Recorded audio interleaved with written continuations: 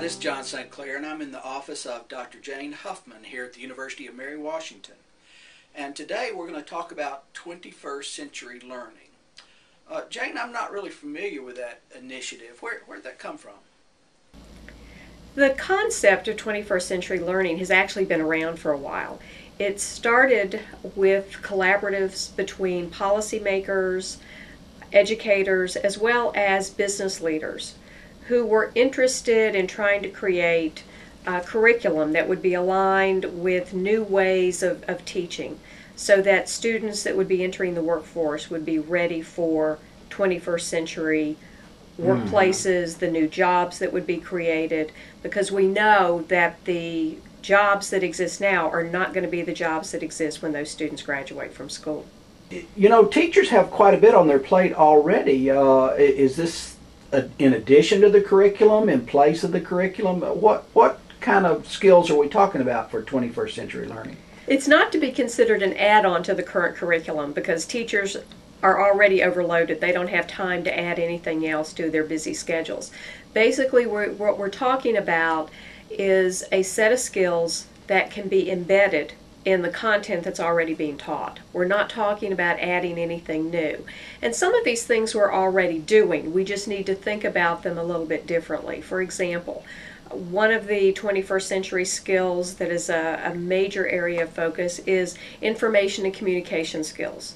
We're talking about everything from media literacy to just clearly being able to communicate your ideas with someone. And there are all kinds of opportunities for that to take place in the classroom. We just need to be far more intentional about how we define those activities and provide opportunities for students. The other skills include critical thinking, where we need to engage students in problem identification, not just problem solving.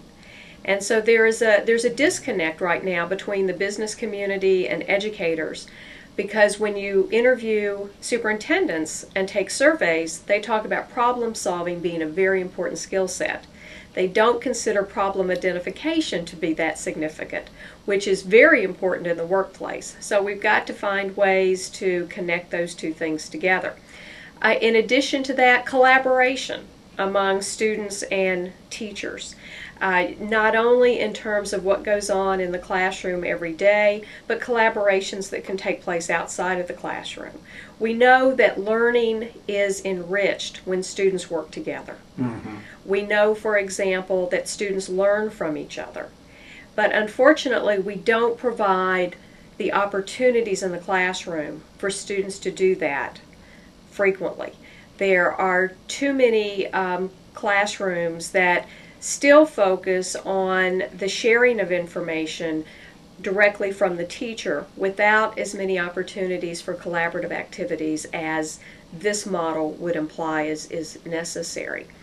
Other things, creative thinking, giving students the opportunity to take risk, to be able to think outside the box instead of always looking towards that single answer.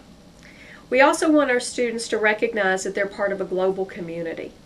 And so there are so many avenues now, particularly with the use of technology, for students to connect with students around the world, to connect and find information about things that are happening in other places, because that's going to be important to the work they do once they graduate from school. So those are going to be critical. We also need to help our students become more financially responsible, because when students graduate from high school, many of them do not possess the skills necessary to manage their own finances, to make responsible decisions, and so those kinds of things can also be embedded in the classroom. And then finally, the concept of civic education, the importance of being involved. And while we do some of that currently, I think there are so many more opportunities for students to engage in their community and recognize their responsibilities to give back. It appears to me that what you're saying really is, let's take these things that we've known for some time and think about them in new ways and apply them in new ways to integrate them throughout the curriculum rather than teach specific ideas. Is this a commercial product? Is this an initiative run through a foundation? Is this supported by state boards of education?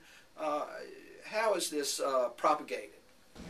There is a partnership for 21st Century Skills, and that group has been working with states, hoping that they would embrace the concept of the skills that I outlined, and then to take that and look at their own state curriculum guides and look for ways for infusing those skills within those curriculums.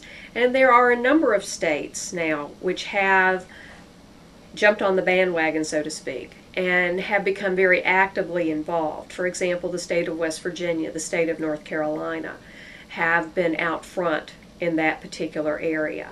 And again, what we're talking about is going back and looking at the curriculums that currently exist. We're talking about ways in which we can further embed the skills that I identified across the curriculum and across grade levels. And speaking of grade levels, is this mostly an elementary, or middle, or senior high school endeavor? It could happen anywhere. I think, for example, looking at the concept of collaboration, we do that in an elementary school because we put students in stations or we put them in centers a lot for learning.